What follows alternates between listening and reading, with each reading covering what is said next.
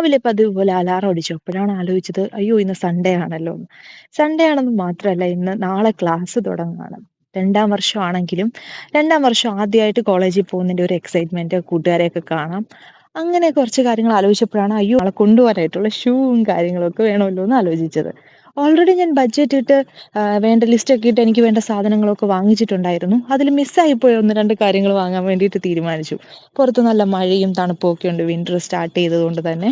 അപ്പം വിചാരിച്ചു, ഇന്ന് ജോലിയുണ്ട്, അപ്പം എനിക്ക് ലാ ഡിഫൻസിൽ പോയി വാങ്ങാനുള്ള സമയമില്ല.